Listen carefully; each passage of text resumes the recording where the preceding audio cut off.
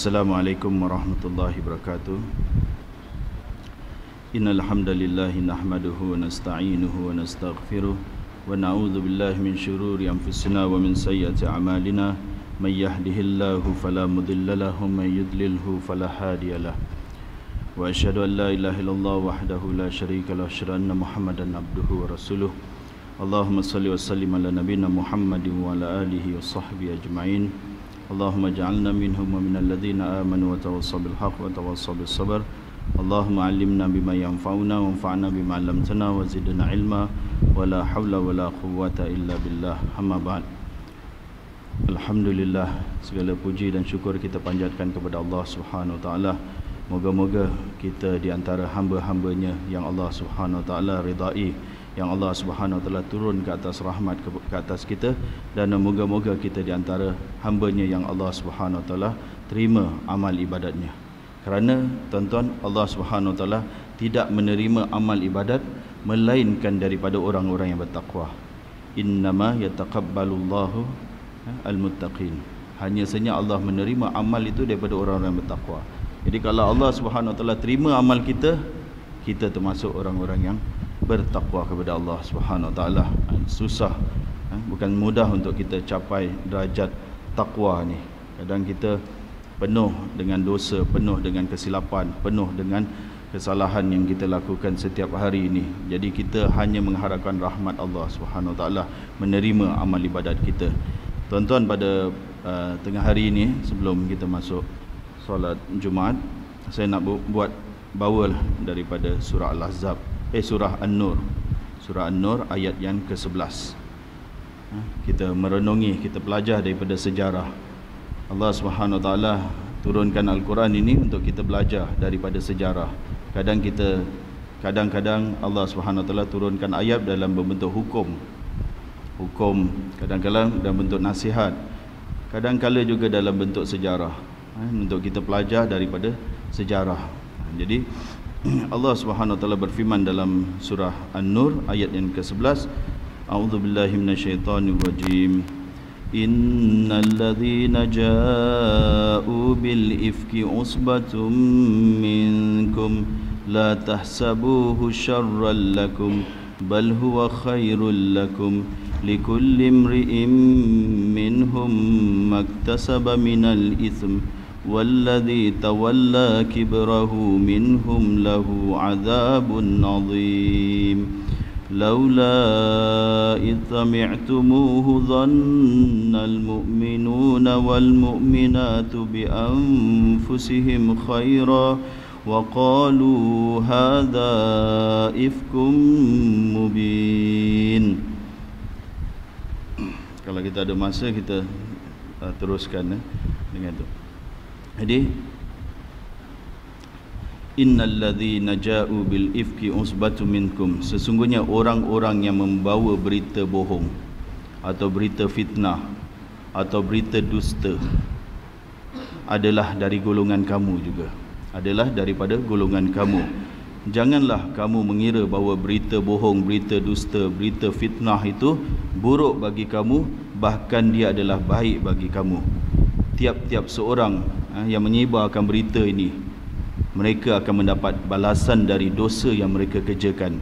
Dan siapa di antara mereka yang mengambil bahagian terbesar dalam penyiaran berita dusta, berita bohong, berita fitnah ini, maka baginya azab yang besar.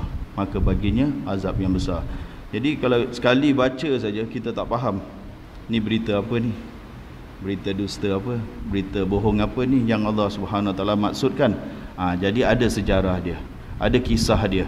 Kisahnya berlaku terhadap Aisyah radhiyallahu anha.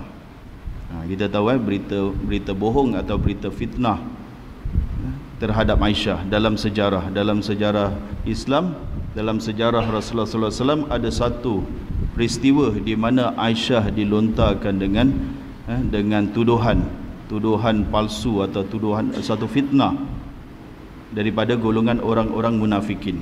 Orang-orang Islam juga, orang-orang Islam yang munafik ini telah melontar tuduhan terhadap Aisyah radhiyallahu anha. Satu tuduhan nak menjatuhkan Rasulullah sallallahu alaihi wasallam. Niat mereka apa? nak menjatuhkan Rasulullah SAW. Mereka tak boleh buat tuduhan terhadap Rasulullah SAW kerana pribadi Rasulullah SAW yang cukup sempurna. Mereka tak dapat buat tuduhan terhadap Aisyah terhadap Rasulullah SAW, jadi terhadap kaum keluarga mereka dengan niat nak jatuhkan kedudukan Rasulullah SAW di mata masyarakat. Jadi isteri dia pula, isteri dia, biasa isteri pemimpin pula, kita tak dapat pemimpin, isteri dia pula kita tuduh terhadap isteri dia. Jadi ini dia berita dia. Jadi kita dengar cerita yang akan ceritakan kepada kita adalah Aisyah sendiri radhiyallahu anha, isteri Rasulullah SAW, ceritakan kita bagaimana kisah ini. Sungguh menarik kisah ni, bagaimana kita dapat iktibar kerana setiap zaman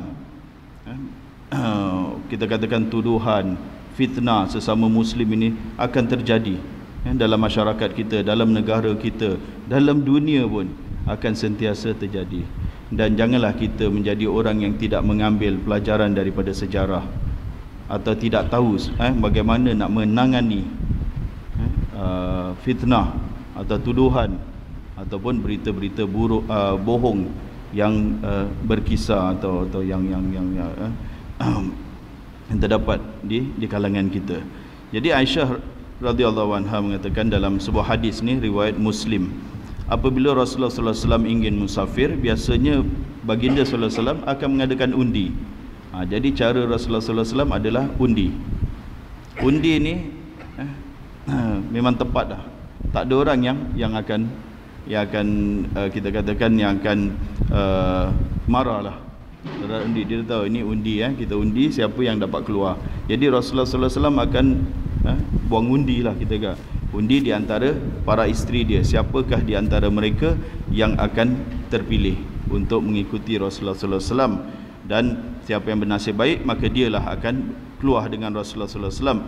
Jadi Aisyah radhiyallahu anha mengatakan bila Rasulullah SAW buat undi, nama dia yang terkeluar untuk mengikuti Rasulullah SAW dalam satu peperangan.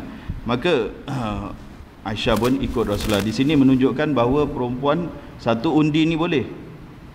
Undi ni boleh. Undi. Kalau kita dengan anak-anak kita, kita undilah siapa yang dapat. Boleh. Jangan cakap undi itu haram. Tak boleh.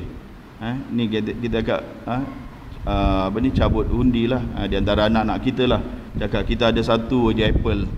Siapa nak bagi ni? Yang bagus kita belah lah. Tapi contohlah kita ada satu yang tak boleh belah punya lah. Jadi kita undi siapa di antara mereka yang dapat apple tu, contoh. Jadi Aisyah pergi berperang dengan Rasulullah SAW, dan ini peristiwa ni berlaku bila pulang daripada peperangan. Bila pulang daripada peperangan, sebelum Rasulullah SAW sampai ke Madinah, sebelum Rasulullah SAW masuk ke Madinah, biasanya Rasulullah SAW akan pada malam tu, terutama pada malam, kalau malam hari Rasulullah SAW akan camp, akan berhenti sebentar di luar sebelum masuk Madinah. Untuk apa? Untuk memberitahu kepada orang-orang di Madinah tu bahawa mereka ni nak sampai. Jadi ini biasanya pada zaman itu tak ada handphone, tak ada telefon. Mereka perlu buat gitulah. Kalau kita dari jauh je, dari KL aja dah beritahu, abang on the way, nak balik, tak payah bermalam lah di mana-mana ke apa, di Kulai ke apa, tak payah. Kita dah ada boleh. Tujuan dia nak beritahu. Jadi mereka sampai ke luar Madinah aja, mereka akan utuskan seorang untuk memberitahu. Supaya apa? Isteri-isteri boleh bersiap. Isteri-isteri biasa berbulan ni kalau keluar perang ke, atau berminggu lama.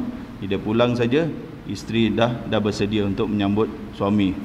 Suami pun tak kelang kabut lah, isteri pun tak kelang kabut, dengar-dengar aja dah sampai. Jadi nak siap nak ini jadi isteri-isteri dah buat persiapan. Jadi bila mereka berhenti di satu tempat tu, Aisyah ni dibawa di atas Haudaj. Haudaj ni adalah macam rumah kecil di atas unta, pondok kecil lah di atas unta ni. Jadi mereka turunkan Haudaj ini. Aisyah ketika itu nak pergi buang hajat, nak menunaikan hajatnya. Jadi dia pergi jauh. Selepas itu bila dia pulang saja, dia duduk dalam, dia raba dia punya leher, Allah, rantai dia hilang. Rantai yang diperbuat dari bukan emas, manik-manik aja. Ini isteri Rasulullah sallallahu alaihi wasallam. Biasa rantai dia hilang pula. Ada yang katakan rantai itu kakaknya yang punya, Asma. Ada yang kata Rasulullah sallallahu alaihi wasallam hadiahkan kepadanya. Jadi satu yang berharga. Dia pun kembali balik di tempat, dia buang, dia tunaikan hajat itu, dia kembali balik dan dia dapat rantai dia tu, kalung dia tu. Bila dia balik semula, Allahu Akbar, rombongan dah tak ada, rombongan semua dah pergi. Mereka menyangka Aisyah ada di dalam haudaj itu. Bila mereka angkat, kerana apa mereka takkan mereka tak rasa kan? Kata Aisyah, kami perempuan-perempuan pada waktu itu kurus-kurus, kami tak gemuk. Jadi ada ke tak ada sama je, mereka tak dapat bezakan. Tadi mereka turunkan berat dia macam gini, naik balik pun berat dia macam gini, tak ada beza. Kalau gemuk kan rasa kan, oi ni macam tak ada orang ni. Jadi mereka tak rasa ada ke tak ada. Dia naik, mereka jalan. Bila jalan je Aisyah kita tengok dia tawakal dia tinggi. Dia tak kelang kabut, menangis, meraung ke apa kan. Jadi dia cakap nanti mereka akan sedar bila aku tak ada, nanti dia akan datang kembali baliklah. Jadi dia pun duduk sambil dia duduk sampai tertidur. Nak cakap tenang dia dia boleh tertidur. Orang kalau takut kan mana boleh tidur. Tengah-tengah padang pasir ni dia boleh tidur. Bila dia tertidur, dia terdengar suara la haula wala inna lillahi wa inna ilaihi rajiun. Dia terdengar suara lelaki, inna lillahi wa inna ilaihi rajiun. Suara seorang lelaki, itulah adalah Safwan bin Mu'attal. Safwan ni kerja dia nak reki semua yang jalan, dia di belakang dia akan tengok apa-apa yang tertinggal. Jadi Safwan sampai, Safwan cakap inna lillahi wa inna ilaihi rajiun. Safwan bila tengok muka Aisyah, dia kenal Aisyah. Kerana apa? Kerana bila turun ayat hijab, Safwan pernah tengok muka Aisyah. Jadi dia kenal lah, ini adalah isteri Rasulullah sallallahu alaihi wasallam. Dan itu saja yang dia ucapkan, inna lillahi wa inna ilaihi rajiun. Itu saja. Dan dia pun turunkan unta dia untuk Aisyah naik atas. Aisyah naik ke atas unta dia dan terus dia bawa. Perkataan itu saja yang dia tak ada cakap apa awak buat sini, apa gini, kenapa gitu. Tengok para sahabat, tak banyak cakap. Kita dengan perempuan, ya Allah, perempuan seofis gelak ketawa, usik-usik.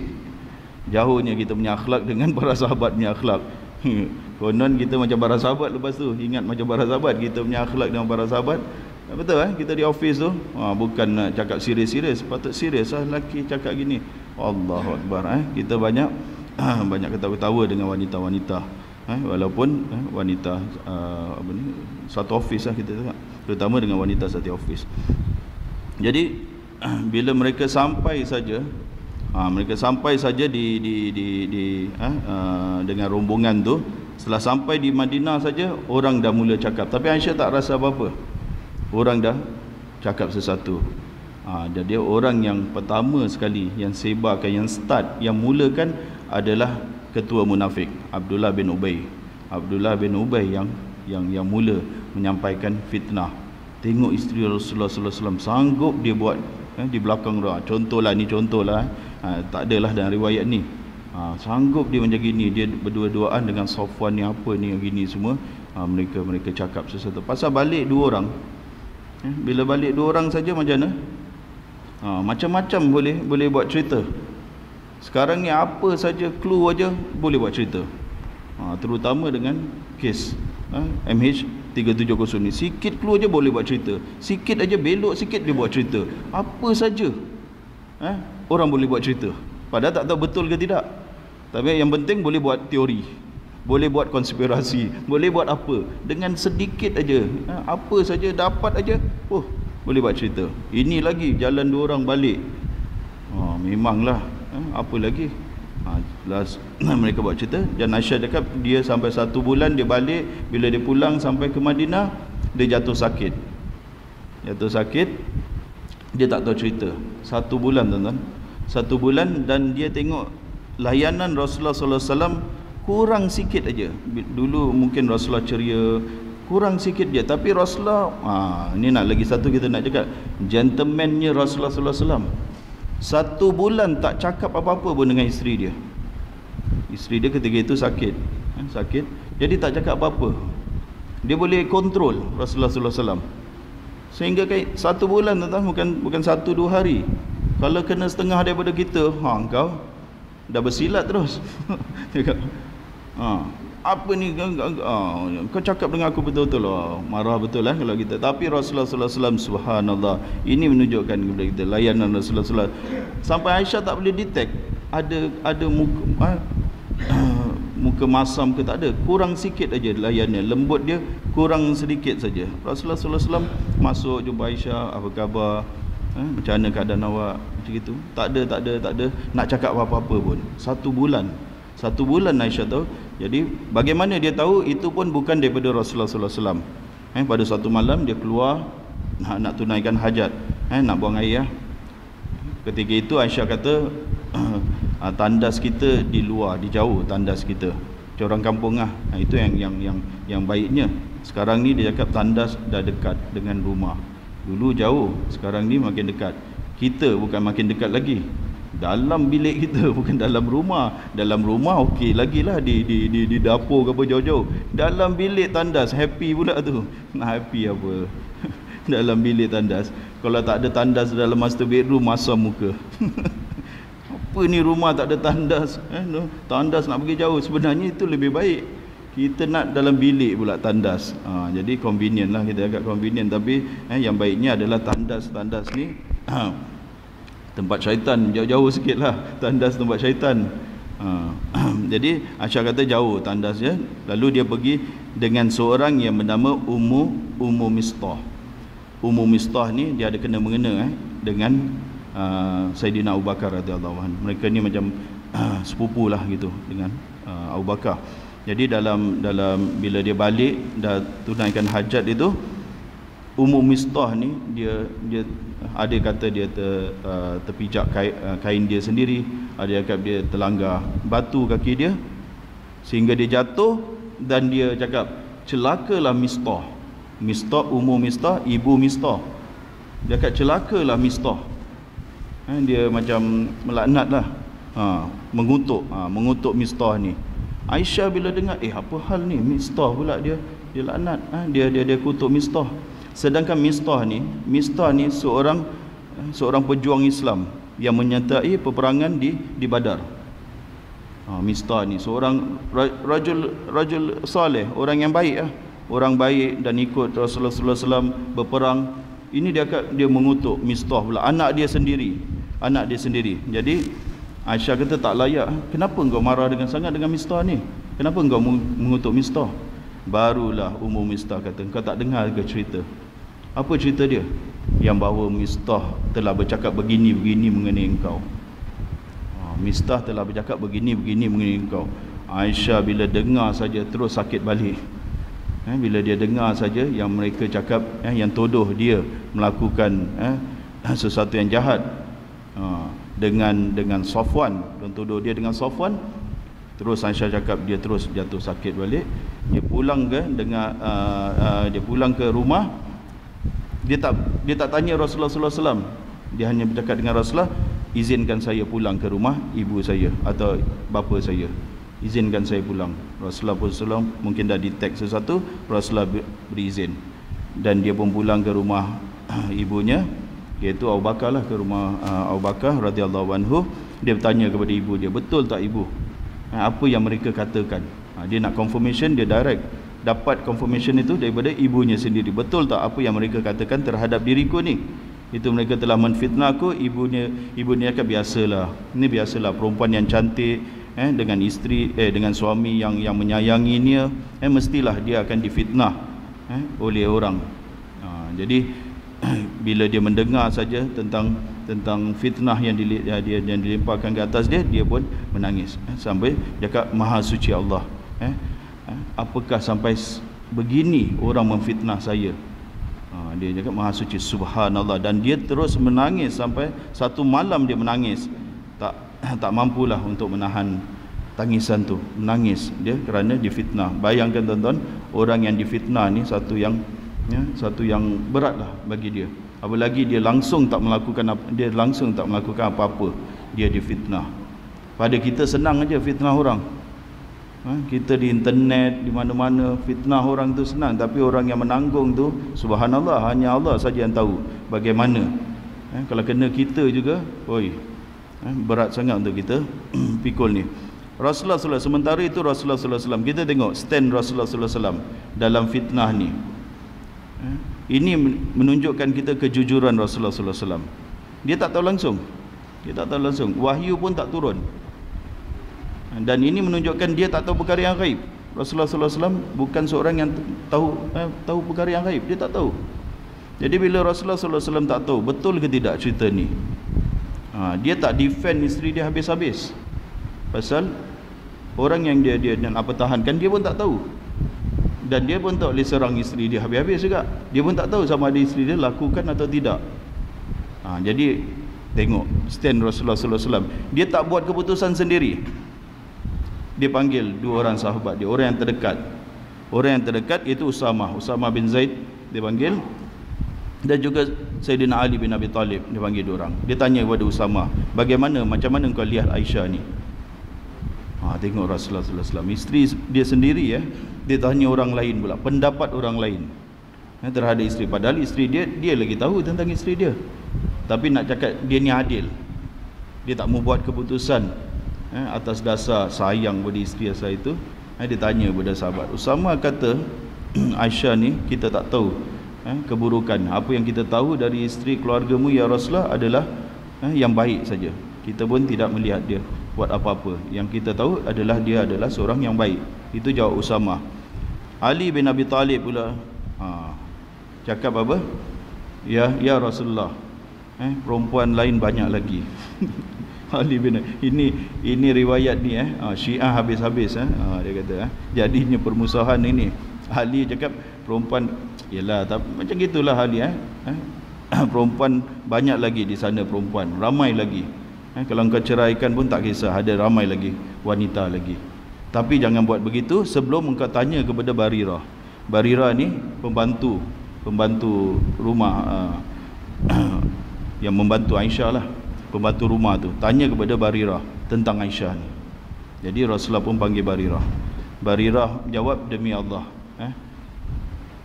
Jadi Barirah jawab, Aisyah ni seorang gadis yang orang kata innocent sangatlah. Dia bukan gadis yang atau perempuan yang kita kat jalan yang boleh menipu, ada cara-cara, tak ada.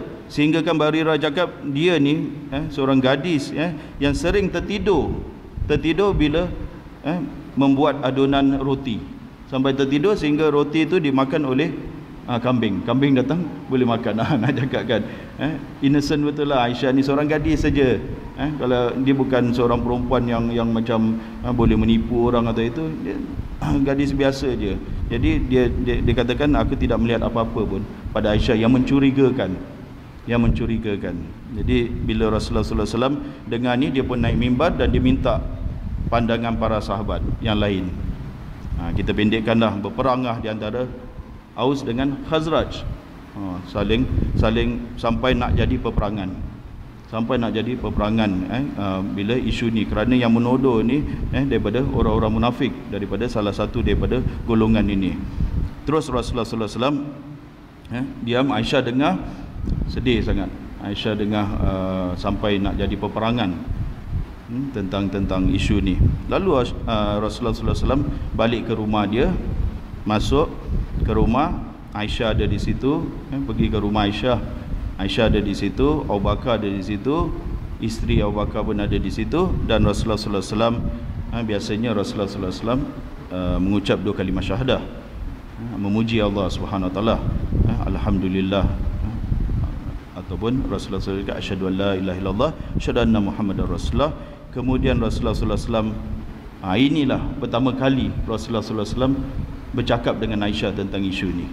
Apa kata Rasulullah? Wahai Aisyah, aku tahu macam-macam cerita yang orang ceritakan, ceritakan terhadap dirimu. Jika engkau bersalah, jika engkau tidak bersalah, pasti Allah Subhanahu Wa Taala akan turunkan ayat. Tapi sekarang ni Rasulullah cakap tak ada ayat pun. Seolah-olah dia pun tak boleh confirm Aisyah bersalah ke tak bersalah. Tapi jika engkau tak bersalah, tentu Allah akan turunkan Jadi tentu Allah akan turunkan ayat untuk membersihkan namamu ya Aisyah. Kemudian Rasulullah SAW tambah lagi, tetapi jika engkau bersalah, ini yang Aisyah dengar, jika engkau bersalah, bertaubatlah kepada Allah Subhanahu Wa Taala. Bertaubatlah, nescaya Allah akan terima taubat engkau.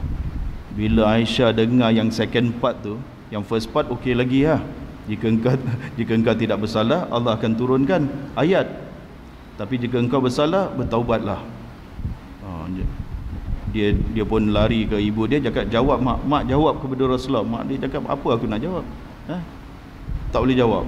Dia lari kepada bapanya Abu Bakar radhiyallahu anhu, jawab ayah kepada kata-kata Rasulullah. Abu Bakar pun, ya Allah, sami'na wa ata'na, macam mana nak jawab kata-kata Rasulullah. Jadi Aisyah pun sedihlah. Dia bertambah sedihlah dengan kata-kata Rasulullah sallallahu alaihi wasallam itu.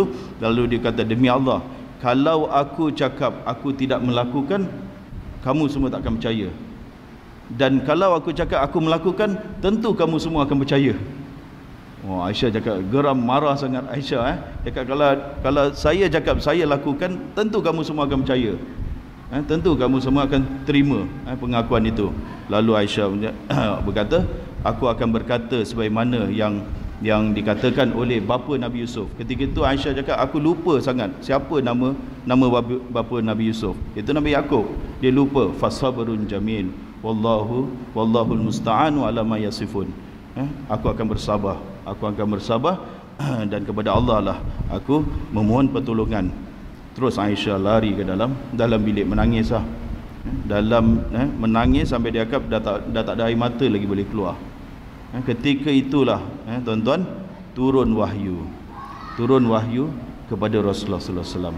Aisyah ketika itu, apa yang dia rasa, dia ni kecil sangat. Dia kata, aku ni kecil sangat sampai wahyu turun, untuk wahyu turun ke atas diriku. Aku ni, tawaduknya Aisyah. Walaupun dia isteri Rasulullah sallallahu alaihi wasallam, dia rasa aku ni kecil sangat.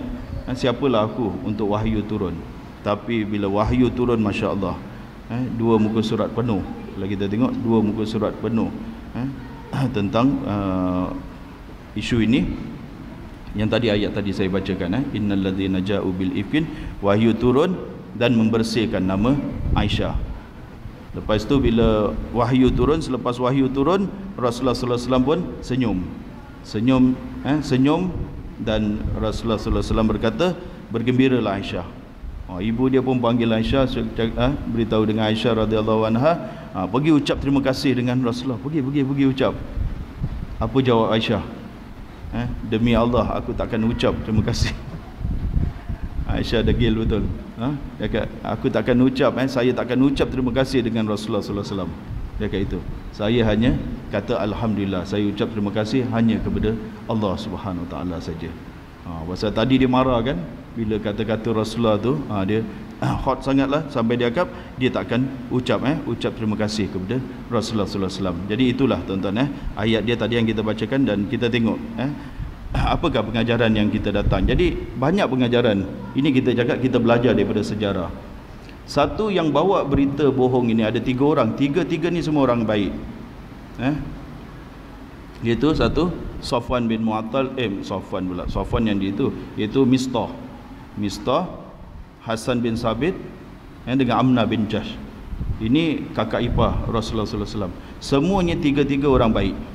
Menunjukkan kita penyebar fitnah, penyebar pendustaan kebohongan ini tak mustahil daripada orang-orang baik. Orang-orang yang baik. Allah kata mereka itu dari kala usbatu minkun, daripada golongan kamu sendiri. Jadi tak mustahil orang-orang yang baik ni dialah yang menyebarkan fitnah, dan mereka semua dihukum. Dan Allah Subhanahu wa taala berkata, tiap-tiap seorang tu akan dibalas, mendapat balasan daripada apa yang dia kerjakan, dosa yang dia kerjakan. Dan siapa yang Allah kata, barang siapa yang mengambil bahagian yang terbesar. Jadi ulama khilaf, bahagian terbesar ni dalam satu isu keluar ni, siapa yang bahagian terbesar ni? Agak-agak kalau ada isu dalam masyarakat kita, fitnah lah, fitnah terhadap seseorang tu, siapa yang ambil bahagian besar? Yang first mula ke? Tak, ulama cakap yang bahagian terbesar adalah yang menyebarkan. Yang menyebarkan. Yang orang yang mula, patut kita kata orang yang mula lah dia bahagian terbesar. Tak. Orang yang menyebarkan tu. Menyebarkan, share ke, kalau dalam Facebook dia share kan ke apa, satu fitnah itu kita share aja, subhanallah, berdosa.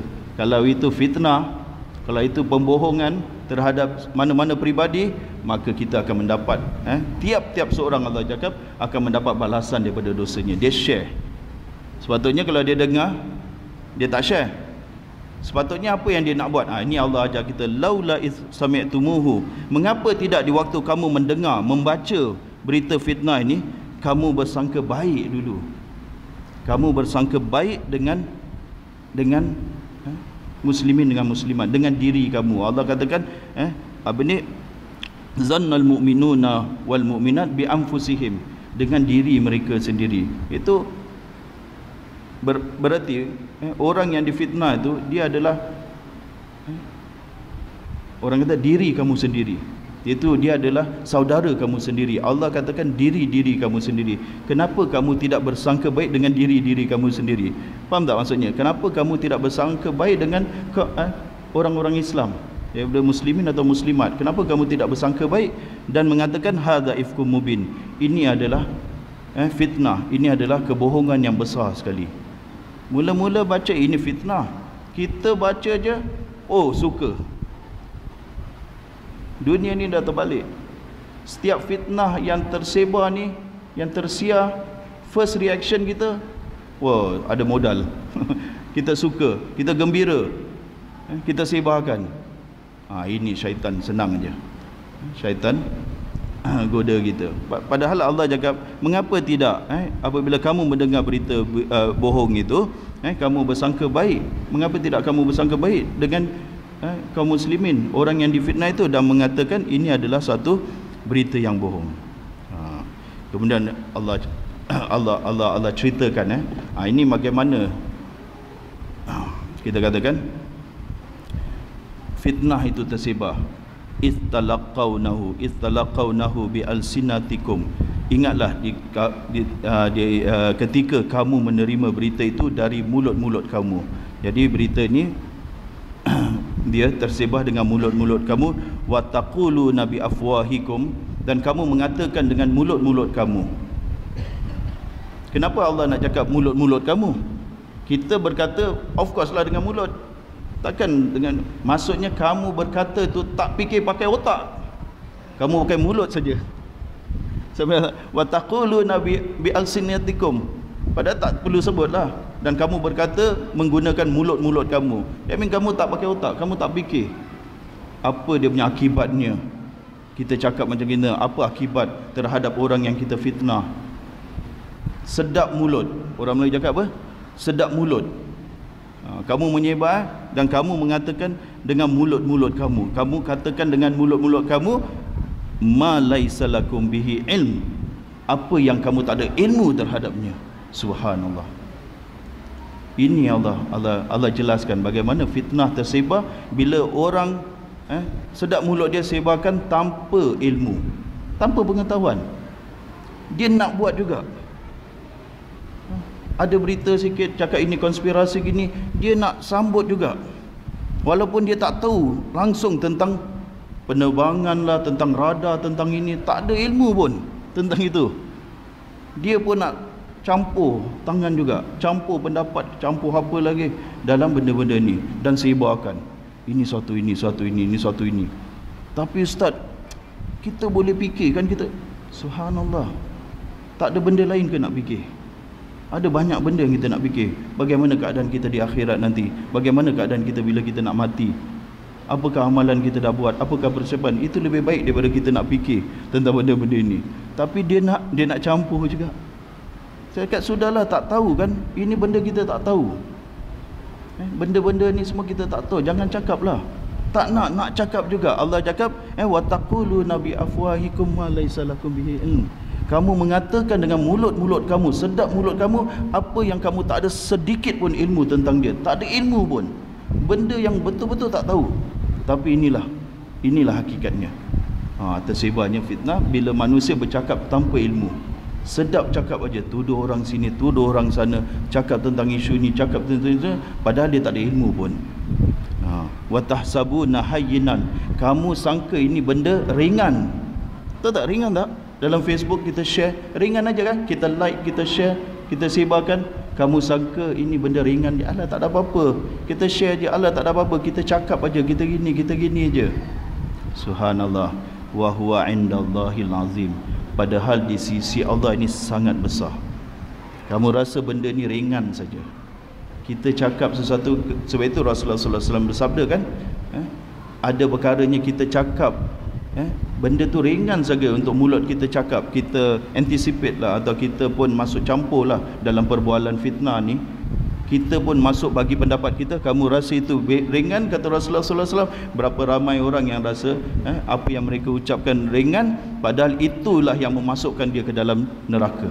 Subhanallah. Tak ada amalan lain yang masukkan ke dalam neraka daripada isu tu yang masukkan dia ke dalam neraka. Dia tak berzina, dia tidak mencuri, dia tidak buat apa sajalah, yang lain-lain dia tak buat, tapi kerana dia buat benda tu, itulah yang masukkan dia ke dalam neraka. Ringan saja. Kerana apa? Syaitan dia tak goda kita untuk berzina ke apa, untuk benda-benda yang dia rasa dia pun putus asa lah, tak adalah Pak Haji ni nak buat macam gini, tak adalah ahli jual. Tapi dia akan goda kita dalam bentuk-bentuk ini yang kita tak sedar. Kita rasa ringan je, tak ada apa-apa, nak cakap je ni, cakap kedai kopi je, cakap-cakap gini je. Padahal benda tu yang masukkan dia ke dalam neraka. Berapa banyak orang yang masuk neraka, kata Rasulullah SAW, kerana mulut mereka. Mulut mereka yang anggap benda tu ringan. Jadi Allah cakap, kamu rasa benda tu ringan, kamu menganggap. Watahsab ini kamu kira, kamu hitung, kira-kira ni tak adalah benda ni, kita hitung. Tahsab bukan anggap lah, tahsab itu kamu hitung. Bila dalam perhitungan kita benda ni ringan sangat, tak ada apa-apalah, takkan kita masuk neraka kerana perkara ni, cakap benda ni. Subhanallah, salah hitung. Kalau dalam accounting ni, salah hitung itu bawa kepada padah. Salah hitung aja bawa kepada padah. Ni kita salah hitung dosa. Kita rasa dosanya, kita hitung ni tak berat dah, dosa berapa je, berapa persen aja. Salah hitung, di akhirat nanti itu yang memasukkan seseorang itu ke dalam neraka. Padahal di sisi Allah, wa huwa indallahil azim. Di sisi Allah itu adalah besar. Dan Allah katakan lagi, dan mengapa tidak, walaula isami'tumuhu qultum ma yakunu lana an natakallama bihadza. Mengapa kamu tidak? Ini ayat Quran. Subhanallah, orang Muslim dah tinggalkan ayat Quran. Kita tinggal petunjuk Al-Quran. Senang kata kita tinggal petunjuk Al-Quran. Terang-terang Allah cakap, mengapa kamu tidak berkata di waktu mendengar berita-berita bohong ini, kamu berkata, sekali-kali tidaklah pantas untuk kami mengatakan ini. Subhanallah, maha suci Allah, ini adalah dusta yang besar. Kenapa kamu tak cakap macam ni? Kita tak boleh cakap lah benda ni. Benda ni kita tak tahu, tak boleh cakap. Kenapa tak cakap macam gitu? Bila orang tanya saya tentang kes ni, konspirasi kapal terbang ni, saya cakap, saya tak ada ilmu, apa saya nak cakap? Saya cakap, wallahualam, saya tak tahu apa benda pun, satu benda pun saya tak tahu. Tapi ustaz mestilah kerana gini konspirasi. Nak juga dia dia babitkan saya. Saya cakap, saya tak tahu satu benda pun, saya takkan cakap apa-apa. Tapi dia cakap, ada ustaz gini. Nak cakap, nak tuduh balik kepada pemimpin pula. Last-last pemimpin kita pula yang konspirasi, yang buat gini. Subhanallah, saya cakap, enak apa? Menuduh orang dengan suatu yang besar. Bayangkan tuan-tuan, menuduh orang membunuh 200 lebih jiwa, itu satu yang besar. Menuduh orang membunuh 200 lebih, kalau kita tak ada bukti, tak ada apa, kita seolah-olah cakap pemimpin kita bunuh 200 lebih manusia. Ini apa punya tuduhan? Kalau tuduh seorang itu membunuh seorang aja dah berat. Ini kita tuduh seseorang itu membunuh satu kapal terbang punya penumpang, sesuatu yang berat. Cakap, kenapa nak cakap gini? Kenapa nak cakap macam gini? Kalau tak tahu, buat tak tahu aja. Tak tahu, buat tak tahu. Kita tak tahu. Kita tak ada ilmu tentangnya. Kenapa nak dengar lagi? Kita ambil dengar pendapat, lepas tu kita pula dah jadi macam expert pula. kita rangkumkan, kita susunkan, konspirasi dia macam begini-begini. Subhanallah. Padahal tak ada ilmu pun kita tentang itu. Bercakap atau sedap mulut. Untuk apa? Kerana apa? Kerana dengki, kerana perkara yang tidak sesuai dengan kita nak mengatakan sesuatu. Wallahu a'lam bishawab. Saya rasa itu saja tuan-tuan. Moga-moga ayat-ayat Quran ini tazkirah wa innaha tazkirah. Peringatan bagi kita. Selepas ini peringatan bagi kita. Kalau kita tak ada ilmu tentang sesuatu, kata orang putih senang aja lah, keep your mouth shut. Senang aja, mind your own business. Itu senang. Diam aja, kalau tak tahu, buat tak tahu. Jangan action tahu. Wallahu a'lam bishawab. Itu gurau dia.